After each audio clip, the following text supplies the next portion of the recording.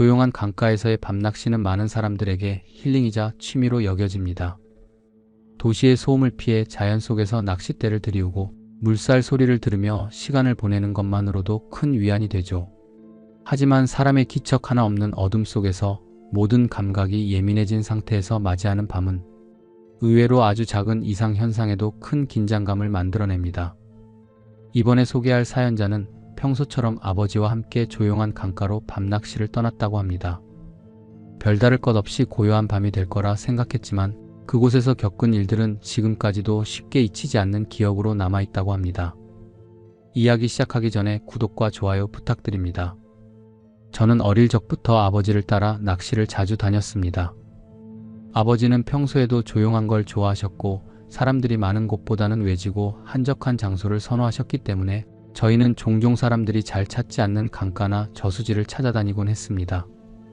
그날도 평소처럼 차량으로 한참을 이동한 뒤 도로에서도 한참 떨어진 외진 강가에 자리를 잡았습니다.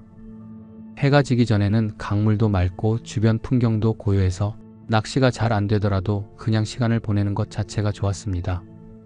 아버지는 작은 접이식 의자에 앉아 낚싯대를 던졌고 저는 옆에 앉아 간식이나 먹으며 아버지를 따라했습니다. 주변엔 아무도 없었고 저희 차가 세워진 길목에서부터 여기까지 걸어오는 발자국조차 보이지 않았기 때문에 저는 더없이 조용한 밤이 될 거라고 생각했습니다. 해가 지고 얼마 지나지 않아 주변은 정말 칠흑같이 어두워졌습니다. 달빛도 흐렸고 가끔씩 흐린 물 한 개가 피어올라 강 전체를 뿌옇게 감싸는 느낌이 들었습니다. 그때부터 조금씩 이상한 기분이 들기 시작했는데 처음엔 그냥 바람 때문이라고 생각했습니다. 바람이 갈대숲을 스치면서 만들어내는 소리나 멀리서 들리는 게 짖는 소리 같은 건 그날따라 조금 더 또렷하게 느껴졌지만 워낙 고요한 환경이다 보니 그럴 수도 있겠다 싶었습니다. 저는 낚싯대를 바닥에 내려두고 아버지 옆에 앉아 조용히 물살 소리를 듣고 있었는데 그때였어요. 아주 가까운 거리에서 정확히 제 바로 옆에서 들린 듯한 낮은 목소리가 있었습니다. 분명히 그 목소리는 이렇게 말했어요. 차피냐? 그 말은 분명히 중얼거리는 듯한 어조였고 소리의 크기가 크지 않았지만 아주 또렷하게 들렸습니다. 순간 고개를 돌려 옆을 봤는데 아버지밖에 없었습니다. 저는 아버지를 바라봤지만 아버지는 아무렇지도 않게 강물만 응시하고 있었고 제 쪽을 한 번도 돌아보지 않았습니다. 그래서 저는 혹시 아버지가 무의식적으로 혼잣말을 하신 건가 싶어서 아무 말 없이 그대로 있었는데 이상하게 그 목소리에는 아버지의 억양이나 말투와는 전혀 다른 느낌이 있었습니다. 그 말을 들은 순간 몸이 약간 굳은 느낌이 들었고 저는 주변을 두리번거리며 혹시 다른 사람이 있는 건 아닌지 확인했지만 근처에는 낚시용 의자도 불빛도 사람 그림자도 없었습니다. 땅은 젖어 있었고 사람 발자국이라도 있었다면 금방 보였을 텐데 그런 흔적은 전혀 없었습니다. 그 상황이 마음에 걸렸지만 저는 그냥 바람이 만든 착각일 수도 있다고 생각하며 조용히 있었습니다. 하지만 몇 분 지나지 않아 다시 그 목소리가 들렸습니다. 이번에는 조금 더 작았지만 방향은 아까와 똑같이 제 바로 옆, 거의 귀 가까이에서 들리는 것처럼 느껴졌습니다. 마치 어두운 데서 누군가가 고개를 숙이고 조용히 말하는 듯한 울림이 있었는데 단어는 전과 같았습니다. 차피냐? 저는 순간적으로 뒤를 돌아봤지만 아무도 없었고 강가에는 여전히 저희 둘뿐이었습니다. 이번에는 저도 도저히 무시할 수가 없어서 아버지에게 조심스럽게 방금 무슨 소리 못 들으셨냐고 물었습니다. 아버지는 의아한 표정으로 절 보더니 아무 소리도 들은 적이 없다고 하셨습니다. 그 말이 오히려 더 낯설게 느껴졌습니다. 그 정도 거리에서 저만 그 말을 들었다는 것이 납득되지 않았기 때문입니다. 아버지의 반응이 너무도 담담했기 때문에 저는 말문이 막혔고 결국 별말 없이 다시 자리에 앉았습니다. 어둠은 더 짙어졌고 강물 소리 외에는 그 어떤 소리도 들리지 않았습니다. 그렇게 시간이 조금 더 흘렀고 저는 낚싯대를 손에 쥔 채 강물을 멍하니 바라보고 있었는데 또다시 그 목소리가 들렸습니다. 그 순간부터 제 귀는 주변의 소리 하나하나에 더 예민해졌고 낚싯줄이 물에 닿는 소리나 멀리서 들려오는 벌레의 날갯짓조차도 평소보다 훨씬 가까이에서 들리는 느낌이 들었습니다. 마음이 불안했지만 이 시간에 차를 몰고 다시 돌아가기는 어렵고 낚시 장비도 다 펼쳐놓은 상태였기 때문에 굳이 상황을 과장하지 말고 조금만 더 지켜보자는 생각을 했습니다. 저희는 강가에서 멀지 않은 곳에 작은 원터치 텐트를 설치해두고 간단한 짐들을 그 안에 두었는데 낚시 의자에서 눈을 돌리면 바로 옆에 보일 정도로 가까운 거리였습니다. 저는 아버지와 함께 다시 낚싯대를 바라보며 조용히 시간을 보내고 있었고 이상한 소리는 한동안 더 들리지 않았습니다. 그렇게 어느 정도 안정된 마음으로 앉아 있는데 저희 뒤편 텐트 쪽에서 무언가가 살짝 흔들리는 소리가 났습니다. 바람 때문인가 싶었지만 주변 갈대는 거의 움직이지 않고 있었고 텐트만 유독 천천히 아주 미세하게 흔들리는 게 보였습니다. 텐트는 바닥에 단단히 고정된 상태였고 바람에 쉽게 움직일 구조도 아니었기 때문에 저는 순간 다시 몸을 굳혔습니다. 바람 외에는 설명할 수 없다는 생각을 억지로 하면서도 방금 전 들렸던 목소리가 머릿속에서 떠나지 않았고 그 목소리의 방향과 지금 흔들리는 텐트의 위치가 비슷하다는 점도 계속 마음에 걸렸습니다. 그 흔들림은 몇 초 동안 이어지다가 서서히 멈췄습니다. 저는 혹시나 해서 아버지에게 저 텐트 흔들리는 거 보셨냐고 물었는데 아버지는 무심하게 고개를 한번 돌려보더니 고양이나 너구리 같은 게 스쳐간 거 아닐까 하셨습니다. 그런데 문제는 텐트 주변에는 그 어떤 동물의 발자국도 없었고 저희가 텐트를 치기 전 주변 정리를 잘 해두었기 때문에 작은 동물이 다녀갔다면 분명 흔적이 남았을 겁니다. 그 일이 있고 나서 저는 더 이상 낚시가 집중이 안 돼 잠시 텐트에 들어가 쉬기로 했습니다. 아버지는 그대로 자리를 지키셨고 저는 랜턴 하나를 들고 텐트 안으로 들어갔습니다. 안에는 간단한 매트와 이불 그리고 배터리로 작동하는 조그만 조명이 켜져 있었는데 안에서 밖을 보면 선에 비친 외부의 그림자가 흐릿하게 보이는 정도였습니다. 텐트에 누운 상태로 눈을 감고 있으려니 조금씩 잠이 오는 듯 했지만 머릿속은 여전히 어수선했고 낚시터 분위기가 평소와는 다르게 느껴졌습니다. 얼마쯤 지났는지 모를 시간 동안 그렇게 눈을 감고 있었는데 텐트 바로 옆에서 무언가 움직이는 소리가 다시 들렸습니다. 처음엔 갈대밭 스치는 바람 소리일 수도 있겠다고 생각했지만 그것보다 더 명확하고 더 가까운 위치였습니다. 저는 조심스럽게 몸을 일으켜 조명을 끄고 귀를 기울였습니다. 그러자 바깥 텐트 벽에 사람 그림자처럼 보이는 실루엣이 아주 천천히 지나갔습니다. 옷깃이 펄럭이는 듯한 윤곽과 어깨선이 보였고 순간 저는 아버지가 오셨나 싶어 밖으로 나가려 했습니다. 그런데 이상하게도 발자국 소리는 전혀 들리지 않았고 그림자가 지나간 방향에서 낚시터 쪽을 바라봤을 때 아버지는 여전히 제자리에 앉아 낚싯대를 들고 계셨습니다. 거리는 너무 가까웠기 때문에 만약 아버지가 이동하셨다면 제가 못 들을 수가 없었고 랜턴을 켜고 다시 텐트 주변을 살펴봐도 주변에 발자국이나 다른 흔적은 전혀 없었습니다. 저는 아무 말 없이 다시 텐트 안으로 들어와 지퍼를 닫고 조용히 누웠습니다. 그림자가 지나간 위치와 방향이 계속 머릿속에서 맴돌았고 분명히 아무도 없었는데도 실루엣은 너무 선명했기 때문에 잘못 본 것이라는 생각은 들지 않았습니다. 밖은 여전히 고요했고 강물 소리만 잔잔히 들려왔습니다. 그렇게 텐트 안에서 다시 한참을 누워 있었고 이상한 일은 더 이상 일어나지 않는 듯 했지만 분위기는 이상하게 무거워져 있었습니다. 밖은 여전히 고요했고 강물 소리만 잔잔히 들려왔습니다. 저는 한참을 그렇게 누워 있다가 잠이 들지도 못한 채 다시 밖으로 나왔습니다. 아버지는 여전히 같은 자리에 앉아 계셨고 옆자리가 비어있는 걸 보시고는 제가 잠이 안 오냐고 조용히 물으셨습니다. 저는 대답 대신 고개만 끄덕인 채 낚시 의자에 앉았고 아버지는 별말 없이 다시 강물 쪽으로 시선을 돌리셨습니다. 저희 앞에는 달빛에 은은하게 반사되는 강물이 넓게 펼쳐져 있었는데 조용한 분위기 속에서 물결이 아주 천천히 움직이는 모습이 이상하게 더 낯설게 느껴졌습니다. 바람이 거의 불지 않아서 그런지 물결의 움직임이 너무 일정했고 그 잔잔한 표면 위로 나뭇가지 그림자나 갈대 실루엣이 흐릿하게 드러나 있었습니다. 그런데 물가를 바라보다가 문득 시선이 멈춘 부분이 있었습니다. 강 건너편 쪽, 즉 맞은편 둔덕 바로 앞쪽 물 위였습니다. 그곳에는 이상하게 뭔가가 비쳐 있었습니다. 처음엔 그냥 나뭇가지가 물 위에 비친 건가 했는데 그 형태가 너무 명확해서 눈을 떼지 못했습니다. 사람처럼 보이는 형체였고 서 있는 듯한 자세였습니다. 어깨부터 머리까지가 물 위에 정확하게 반사돼 있었고 옷의 형태 같은 것도 희미하게 드러났습니다. 그 순간 저는 강물 위에 반사된 저 형체가 무엇인지 확인하고 싶어 강 건너편을 바라봤지만 그 자리에 실체는 보이지 않았습니다. 반사된 형체는 분명히 물 위에 있었는데 그 반사되어야 할 본래의 모습이 어딘지 찾을 수가 없었습니다. 저는 잠깐 숨을 멈춘 채 물만 바라봤고 그 형체는 아무런 움직임 없이 가만히 제자리에 서 있는 것처럼 비쳐 있었습니다. 한참을 보고 있다가 저도 모르게 아버지에게 그 방향을 가리키며 조용히 시선을 유도했습니다. 그런데 아버지는 한참을 바라보시더니 아무것도 안 보인다고 하셨습니다. 저는 그 말이 더 이상해서 다시 물 위를 가리켰지만 이번에는 아예 형체 자체가 사라져 있었습니다. 물결은 여전히 잔잔했지만 그 위에는 어떤 반사도 없었고 처음부터 아무것도 없었던 것처럼 깨끗한 수면만 있었습니다. 저는 그 순간에도 착시였을 거라고 생각하려고 했습니다. 물결의 반사, 주변 나무 그림자, 약한 조명 등 여러 가지 조건이 겹쳐서 그렇게 보였을 거라고 말이죠. 하지만 그 형체의 윤곽은 착시라고 보기엔 너무 분명했고 오랫동안 한자리에 머물렀다는 점에서도 이상했습니다. 이후에도 강물 위에는 다른 이상한 점은 보이지 않았고 저는 다시 자리에서 일어나 천천히 텐트 쪽으로 걸어갔습니다.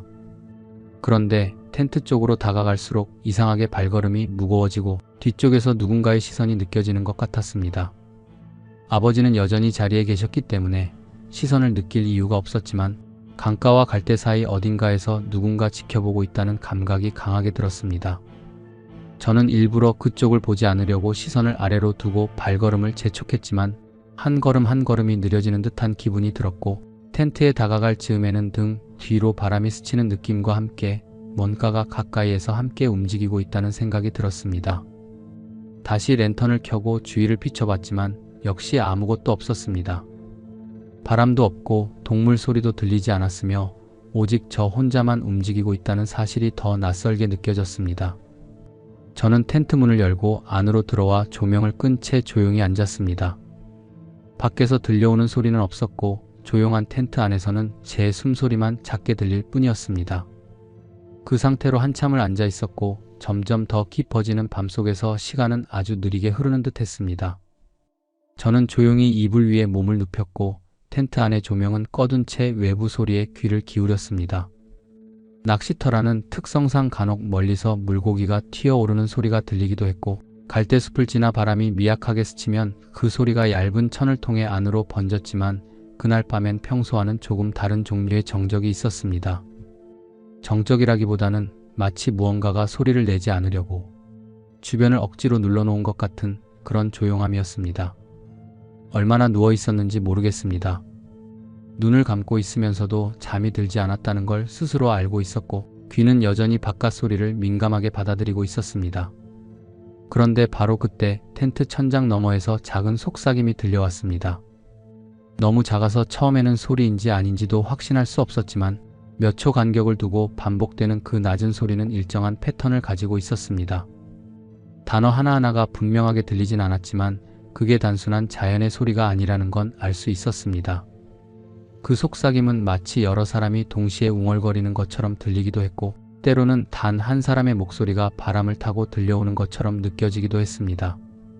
텐트 바깥 정확히 위쪽에서 들려왔기 때문에 저는 머리 위 천장 쪽을 계속 바라보게 되었고 그 얇은 천 위로 뭔가가 움직이는 듯한 미세한 그림자가 스쳐 지나가는 것도 보였습니다.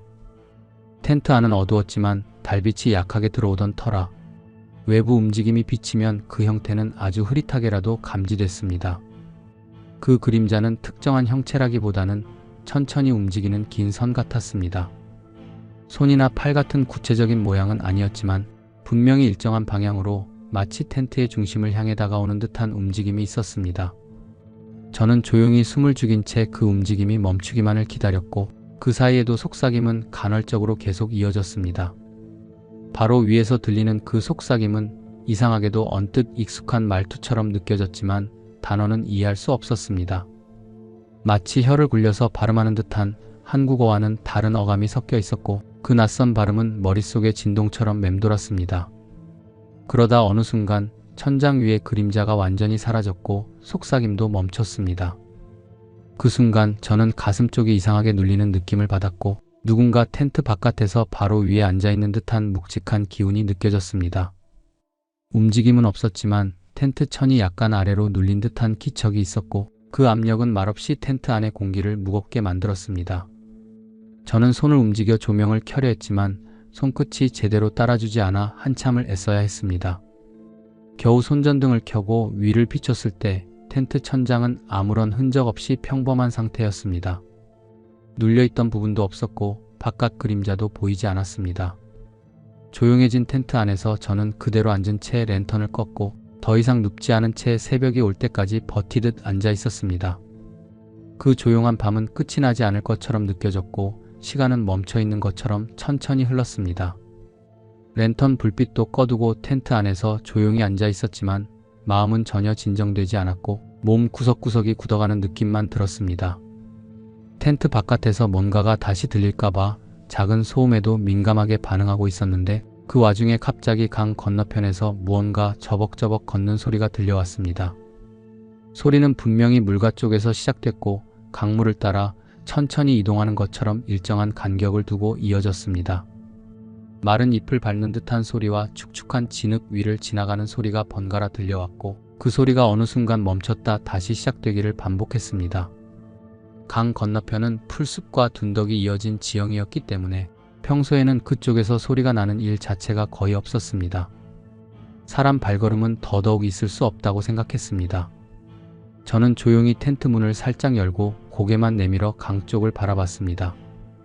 어두운 밤, 달빛조차 거의 닿지 않는 강가 건너편은 윤곽만 희미하게 드러나 있을 뿐이었고 그 가운데에서 저벅이는 소리는 여전히 이어지고 있었습니다. 물소리와 뒤섞인 그 발소리는 천천히 이동하고 있었지만 누구의 것도 아닌 것처럼 느껴졌습니다. 마치 무거운 발을 질질 끄는 듯한 느낌이었고 어느 순간엔 풀숲이 바스락거리는 소리도 섞여 들렸습니다. 저는 혹시 동물일지도 모른다고 생각했습니다. 멧돼지나 고라니처럼 야생동물이 물을 마시러 내려왔을 가능성도 떠올랐고 강가에 드문드문 보이던 갈대의 움직임을 주의 깊게 살폈습니다. 하지만 소리는 너무 규칙적으로 이어졌고 어느 정도 시간이 지나자 마치 사람처럼 멈췄다가 다시 걷는 흐름이 반복됐습니다. 특히 걷는 소리가 점점 가까워지는 듯한 느낌이 들 때는 가슴이 저릿하게 조여오는 기분이었습니다. 그리고 한참 뒤 그 발소리는 뚝 멈췄습니다. 강물 소리 외에는 아무것도 들리지 않았고 그제야 저는 살며시 텐트에서 나와 조심스럽게 강가 쪽으로 걸어갔습니다. 바람은 거의 없었고 주위는 숨죽인 듯 정적이 감돌았습니다. 저는 낚시 자리까지 다시 다가가 아버지를 찾았는데 아버지는 의자에 앉은 채 졸고 계셨습니다. 흔들어 깨우자 아버지는 잠깐 눈을 비비시며 아무 일도 없었다는 듯 반응하셨고 저는 혹시라도 아버지가 그 소리를 들으셨나 조심스럽게 여쭤봤습니다. 하지만 아버지는 못 들었다고 하셨고 아무 일 없었다는 말만 반복하셨습니다. 저는 할 말이 떠오르지 않았고 그저 강 건너편을 다시 바라봤습니다. 조금 전까지 소리가 들리던 자리를 주시했지만 여전히 아무것도 보이지 않았습니다. 갈대는 멈춰 있었고 물결도 잔잔했으며 그 넓은 공간엔 흔들림 하나 없었습니다. 해가 뜨기 전이었지만 동쪽 하늘이 아주 조금씩 밝아지는 느낌이 들었고 저는 강 건너편으로 돌아가지 못할 시선만을 계속 보내고 있었습니다. 그 소리는 존재했지만 그 흔적은 어디에도 남아있지 않았고 발자국이나 부러진 가지조차 보이지 않았습니다. 저와 아버지의 위치에 비춰보면 사람이 강 건너를 걸어왔다면 분명히 물 위로 그 형체가 보였어야 했고 소리가 잦아든 방향을 보면 갈대 사이로 어떤 흔적이라도 남아야 했습니다. 그런데 아무것도 없었습니다. 강 건너편은 처음부터 아무도 오지 않았다는 듯 고요했고 소리조차 거짓이었던 것처럼 감쪽같이 사라져 있었습니다. 저는 한동안 그 자리에 서서 강 건너편을 바라보다 결국 조용히 다시 자리에 앉았습니다. 동이 틀 무렵의 공기는 차갑고 습기가 많았으며 고요한 강물은 여전히 평온해 보였지만 저는 어쩐지 그 풍경을 바라보는 것조차 불편하게 느껴졌습니다. 아버지는 다시 조용히 낚싯대를 들고 계셨고 몇 번 잔잔한 입질이 오기도 했지만 물고기가 걸리진 않았습니다. 텐트 근처로 돌아갈까도 생각했지만 오히려 밝아지는 하늘을 보며 마음이 조금은 가라앉는 것 같아 그 자리에 계속 머물렀습니다. 해가 완전히 뜨기 전 하늘은 회색빛으로 천천히 물들기 시작했고 강가 주변의 갈대숲이 윤곽을 드러내기 시작하던 시점이었습니다. 저는 강물 쪽을 바라보다 문득 제 등 뒤에서 아주 작게 제 이름이 불리는 걸 들었습니다. 바람을 타고 흘러온 듯한 목소리는 너무나 익숙한 음성이었고 순간적으로 저는 반사적으로 뒤를 돌아봤습니다. 하지만 뒤에는 아무도 없었습니다. 아버지는 여전히 옆에 계셨고 텐트 주변에는 아무도 없었으며 나무들만 고요하게 서 있었습니다. 저는 잠깐 멍하니 서 있다가 착각일 수도 있다는 생각에 다시 자리에 앉았지만 그 목소리는 단순한 환청이라고 넘기기엔 너무 분명하고 정확했습니다. 단순히 이름을 불렀던 게 아니라 제 이름 끝에 약간의 억양이 붙어 마치 부드럽게 그러나 뭔가를 유도하듯 말하는 어조였습니다. 그 뒤로도 비슷한 현상은 두 번 더 이어졌습니다. 첫 번째는 다시 뒤에서, 두 번째는 강물 건너편 쪽에서였습니다. 방향은 분명히 달랐고 그때마다 저는 주변을 둘러봤지만 누군가 있는 흔적은 어디에도 없었습니다. 발자국, 낚시 흔적, 조그마한 조명 하나조차 없이 주변은 조용했고 심지어 새 소리조차 들리지 않았습니다. 마지막으로 목소리가 들렸을 때 저는 가만히 서서 그 방향을 바라봤습니다. 강 건너편 어제 그림자가 비쳤던 그 자리를 향해 시선을 고정하고 서 있었고 그 자리에 무엇이 있는지 끝까지 확인하고 싶은 마음이 들었습니다. 하지만 몇 분을 서 있었음에도 불구하고 그곳에서는 아무 일도 일어나지 않았고 목소리 역시 다시는 들려오지 않았습니다. 아버지는 제가 계속 그 자리를 바라보는 걸 이상하게 느끼셨는지 무슨 일 있냐고 조심스럽게 물으셨지만 저는 그냥 잘못 들은 것 같다고만 말씀드렸습니다. 그 말 외에 어떤 설명도 입 밖에 내고 싶지 않았고 아무리 생각해도 지금 이 상황을 뚜렷하게 설명할 수 없었습니다. 아버지는 별말 없이 고개를 끄덕이셨고 그날은 이상하게 낚시도 잘 되지 않아 조금 이른 시간에 짐을 정리하기 시작했습니다. 텐트를 접고 짐을 차에 옮기는 동안에도 저는 계속해서 제 이름이 다시 들릴까 경계하며 주변을 신경 썼습니다.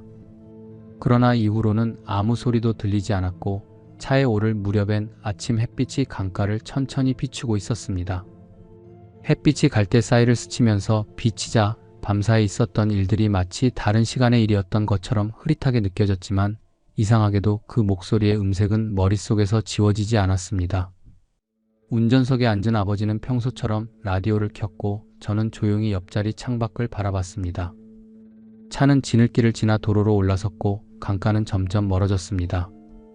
돌아가는 길 동안에도 저는 한참 동안 아무 말도 하지 않았고 아버지도 굳이 말을 걸지 않으셨습니다. 강가에서 불렸던 그 이름의 소리는 여전히 귓가 어딘가에서 남아있는 듯한 기분이었습니다. 집으로 돌아온 뒤에도 며칠 동안은 특별한 일이 없었습니다. 몸이 아프다거나 꿈에 그 일이 다시 나타난다거나 하는 일은 없었지만 이상하게 그때 들었던 목소리와 형체, 그림자, 속삭임은 시간이 지나도 쉽게 잊히지 않았습니다. 무언가 눈앞에 나타난 것도 아니고 직접적인 위협이 있었던 것도 아니었지만 그 모든 현상이 어우러져 만든 기묘한 감각은 그곳에서 느꼈던 공기마저 달라 보이게 만들었습니다. 아버지도 따로 그 일에 대해 이야기하진 않으셨고 저 역시 굳이 다시 꺼낼 생각은 들지 않았습니다. 그냥 지나간 일이라고 밤이라서 착각했던 걸 수도 있다고 넘기려고 했지만 마음 깊은 곳에서는 그게 단순한 착각이 아니었다는 확신 같은 게 남아 있었습니다. 평소 같았으면 다시 그 강가로 낚시를 가자고 먼저 말을 꺼내셨을 아버지도 이상하게 그 뒤로는 낚시 이야기를 거의 하지 않으셨습니다. 몇 주가 지난 뒤 가족 모임 자리에서 친척들과 이야기를 나누던 중 아버지가 예전 낚시터 이야기를 하시다가 문득 한 가지를 꺼내셨습니다. 예전에는 사람들이 자주 찾았지만 어느 해부터인가 그 강가 근처에 이상한 소문이 돌기 시작해서 발길이 줄었다는 말이었습니다. 소문이 구체적인 내용은 아니었고 밤에 가면 괜히 기분이 나빠진다거나 텐트에서 자고 있으면 누가 밖을 서성거리는 소리가 들린다는 식의 이야기였습니다. 저는 그 말이 귀에 들어오는 순간 아무 말도 하지 않고 고개만 숙였습니다. 아버지도 굳이 저를 바라보거나 그날 일을 언급하지 않으셨고 이야기는 자연스럽게 다른 주제로 넘어갔습니다. 이상하게도 그날 이후 저희는 그 낚시터를 다시 찾지 않았습니다.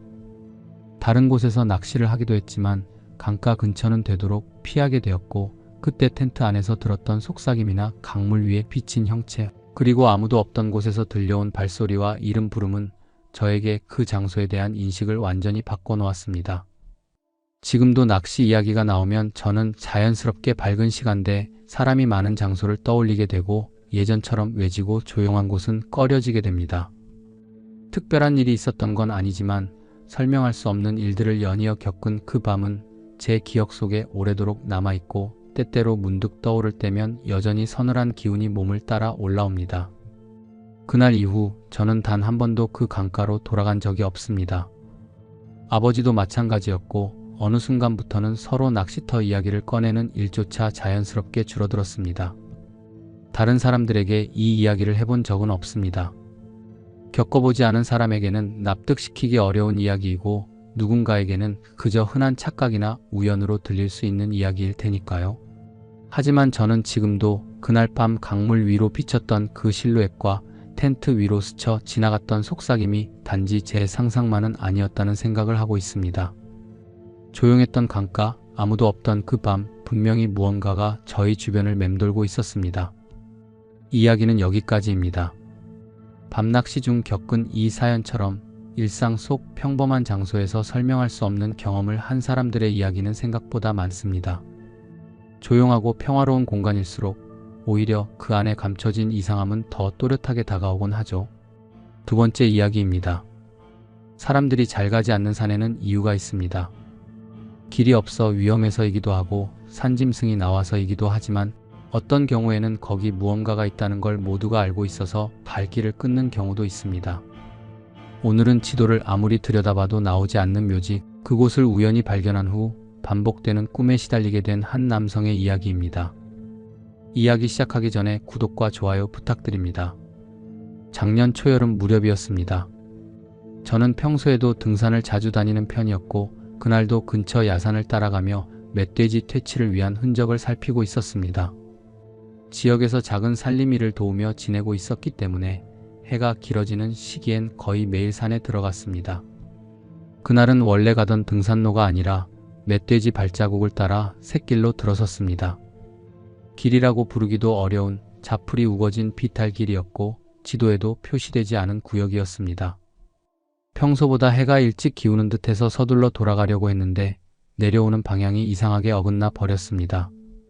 제가 처음 그곳을 본 건 그렇게 방향을 잃고 잠시 쉬고 있을 때였습니다.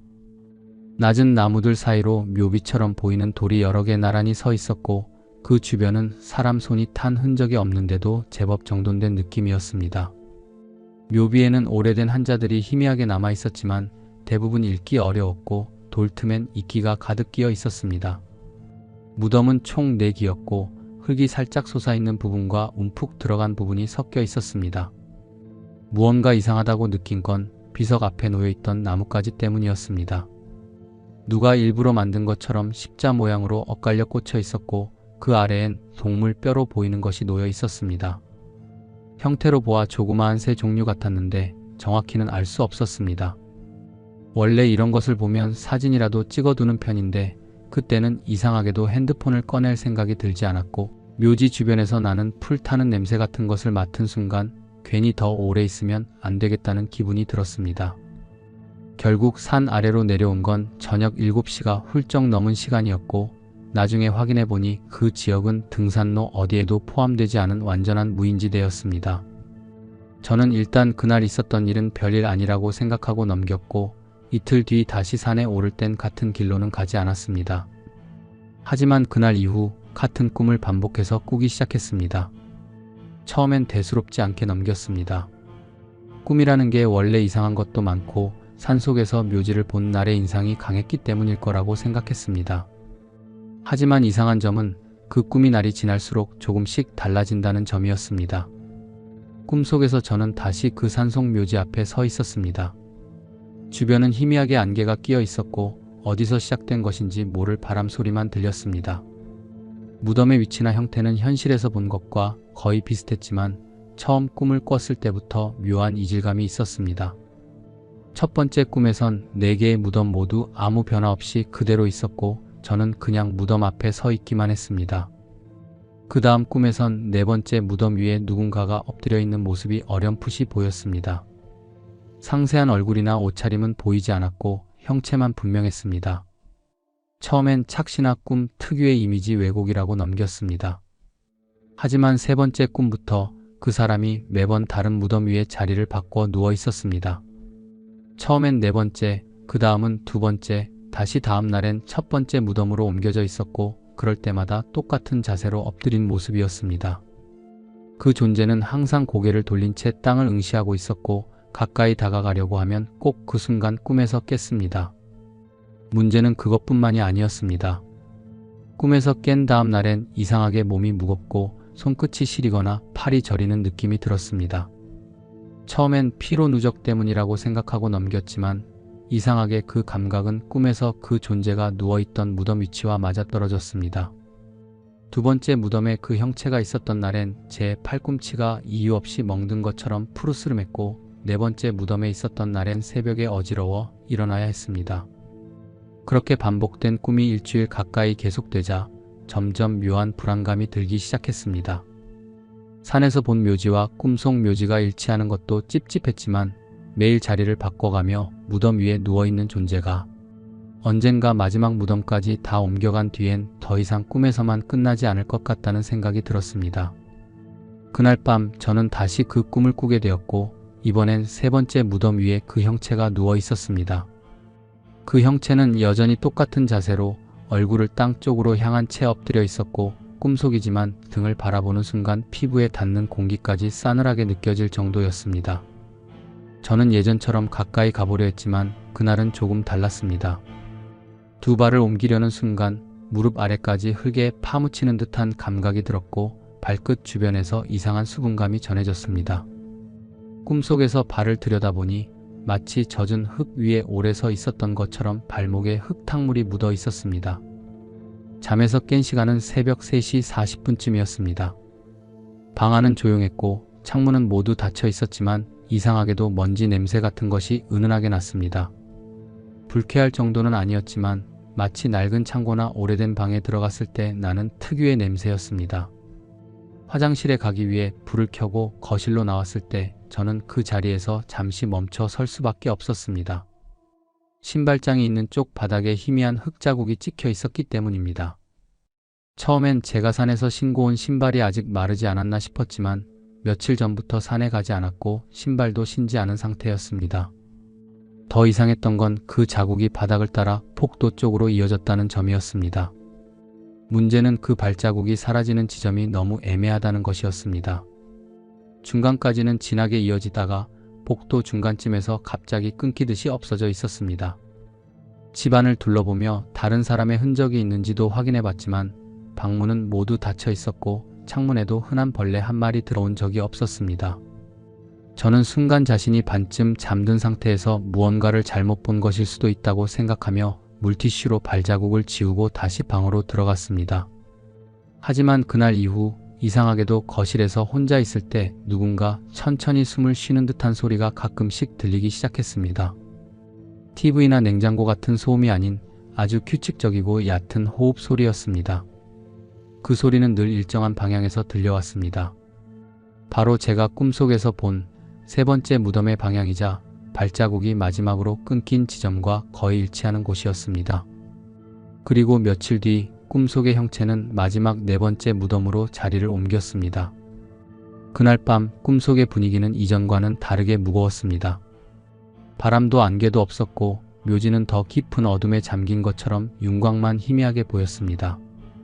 네 번째 무덤 위에 엎드린 형체는 마치 이전보다 조금 더 제 쪽을 향해 몸을 돌린 듯한 자세였고 자세히 들여다보려는 순간 등 뒤에서 무언가 빠르게 스치는 소리가 들렸습니다. 고개를 돌리려 했지만 몸이 움직이지 않았고 무덤을 바라본 채 그대로 잠에서 깼습니다. 깨자마자 시계를 봤습니다. 침대 옆 탁자에 놓인 전자시계는 4시 12분을 가리키고 있었고 집안은 정적에 잠겨 있었습니다. 전날과 비슷하게 이상한 냄새가 났고 이번엔 조금 더 진했습니다. 습기 섞인 흙내 같은 것이 방 안까지 스며든 느낌이었습니다. 화장실에 가려고 방문을 열었는데 바닥에 다시 희미한 자국이 있었습니다. 이번엔 발자국이 아닌 손바닥 크기만 한 뭉툭한 자국이 하나 찍혀 있었고 그것이 복도 중간에서 방문 쪽으로 이어진 듯한 흔적이었습니다. 흙처럼 보였지만 만져보면 젖은 느낌은 없었고 닦아보니 쉽게 지워지지 않았습니다. 그날 이후 저는 방문을 닫고 자는 게 불안해지기 시작했습니다. 대신 방문을 살짝 열어둔 채로 잤는데 그날부터는 새벽마다 같은 방향에서 소리가 들렸습니다. 문틈을 사이에 둔 바로 맞은편 거실 방향에서 들려오는 낮은 마찰음 같은 것이었습니다. 처음엔 바람에 문이 흔들리는 소리라고 생각했지만 이상하게도 그 소리는 일정한 간격으로 반복됐고 마치 누군가 바닥을 긁는 듯한 느낌이었습니다. 소리는 점점 가까워졌습니다. 귀를 기울여야만 들리던 것이 나중엔 문을 사이에 두고 바로 앞에서 나는 것처럼 또렷하게 들렸고 어느 날은 그 문 너머에서 미세한 숨소리가 섞이기 시작했습니다. 문제를 확인하기 위해 새벽에 문을 열어봤지만 거실엔 아무것도 없었습니다. 그런데 이번엔 반대로 문을 열자마자 마치 누군가 급히 몸을 돌리는 듯한 짧은 움직임이 시야에 스쳤습니다. 형체는 보이지 않았지만 공기가 순간적으로 흔들리는 감각이 분명하게 느껴졌습니다. 다음날 아침 저는 방문 손잡이 아래쪽에 묘하게 긁힌 자국이 생겨 있는 걸 발견했습니다. 길지 않은 선들이었고 일정한 방향으로 여러 번 반복된 흔적이었으며 어떤 도구로 긁은 것 같지는 않았습니다. 더 이상 꿈에서 끝나는 일이 아니라는 걸 인지하게 된 순간이었습니다. 그리고 그 다음 밤 저는 처음으로 꿈을 꾸지 않았습니다. 며칠 만에 푹 잔 기분이었습니다. 눈을 떴을 때 오랜만에 머리도 개운했고 이전처럼 새벽에 깨는 일도 없었습니다. 무덤이 4개였고 그 존재가 마지막 무덤에까지 누운 뒤였기 때문에 이제 모든 것이 끝났다고 생각했습니다. 생각해보면 그동안의 일들도 모두 피로와 우연이 겹친 결과일 수 있다고 여겼고 며칠 지나면서 점점 안정감을 되찾았습니다. 현실적인 변화도 있었습니다. 흙내 같은 냄새도 어느 순간부터 사라졌고 거실에서 들리던 숨소리도 완전히 멈췄습니다. 습관처럼 확인하던 바닥의 자국들도 더 이상 발견되지 않았고 방 안의 공기도 전보다 훨씬 말끔하게 느껴졌습니다. 며칠 전까지만 해도 조용한 집안이 낯설게 느껴졌던 것과 달리 이제는 다시 익숙한 일상으로 돌아온 것 같았습니다. 그 상태는 약 일주일 정도 지속됐습니다. 딱히 특별한 일이 없었고 꿈도 꾸지 않았으며 밤중에 깨는 일도 없었습니다. 그래서 저는 그날 아침 거실에서 다시 냄새를 맡았을 때도 처음엔 잘못 느낀 것이라 생각했습니다. 처음에는 아주 미세하게 오래된 흙이나 나무 속 같은 냄새였습니다. 그날은 평소보다 창문을 열어둔 시간도 길었기 때문에 외부 냄새가 들어온 줄 알았습니다. 하지만 시간이 지나면서 그 냄새는 점점 선명해졌고 이번에는 익숙한 방향에서 다시 느껴졌습니다. 거실 한쪽 구석, 꿈에서 들리던 소리와 자국이 모이던 그 지점이었습니다. 무의식적으로 그 방향을 쳐다봤을 때 저는 이상하게도 숨을 잠깐 멈추게 됐습니다. 누군가 방금까지 거기 있었던 것 같은 느낌이었습니다. 형체나 그림자는 없었지만 공기 자체가 움직임을 기억하고 있는 듯한 기분이 들었고 바닥엔 먼지처럼 보이는 잔흙이 희미하게 남아 있었습니다. 하루, 이틀이 지나면서 그 냄새는 점점 강해졌습니다. 문제는 그것이 낮 시간에도 느껴지기 시작했다는 것이었습니다. 예전에는 꼭 새벽이나 한밤중에만 이상한 감각이 나타났지만 이제는 밝은 대낮에도 집 안 구석구석에서 누군가 지나간 듯한 흔적이 느껴졌습니다. 그리고 어느 날 외출하고 돌아와 현관문을 열었을 때 저는 현관 바닥 위에 무언가가 놓여 있는 걸 발견했습니다. 흙으로 뭉쳐진 듯한 작은 조약돌 하나였고 물기를 머금은 듯 축축한 감촉이 손끝에 남았습니다. 그 돌은 제가 처음 산속에서 보았던 묘지 비석 주변에 흩어져 있던 것과 닮아 있었습니다. 그 순간 멈췄다고 생각했던 일이 다시 시작되었다는 걸 깨달았습니다. 현관에 놓여있던 젖은 조약돌은 그 자체로 위협적이지 않았지만 그것이 왜 거기 있었는지를 설명할 수 없다는 점이 더 신경 쓰였습니다. 제가 외출한 시간은 오후 2시 무렵이었고 현관은 잠금 장치까지 걸려 있었으며 집안에 다른 사람은 없었습니다. 조약돌이 굴러 들어왔다고 하기엔 문틈이 거의 없는 구조였고 아무리 생각해도 집안에 외부 물건이 들어올 수 있는 경로가 없었습니다. 결국 저는 복도와 거실, 현관 쪽에 설치된 작은 CCTV를 확인해 보기로 했습니다. 원래는 반려동물 때문에 설치해 두었던 간이형 장비였고 저장 기간은 짧았지만 외출 시간대만 확인하기엔 충분했습니다. 기기를 연결해 녹화 영상을 살펴보던 중 오후 3시 16분쯤 화면에 이상한 장면이 하나 나왔습니다. 영상에는 거실에서 현관 쪽으로 이어지는 방향의 화면이 비쳐 있었고 평소처럼 정적인 화면이 계속 이어지다가 갑자기 벽에 설치된 액자가 아주 미세하게 흔들리는 장면이 포착되었습니다. 그 순간 아무도 없었고 창문도 닫혀 있었으며 진동을 유발할 만한 기계도 작동하지 않았던 시간대였습니다.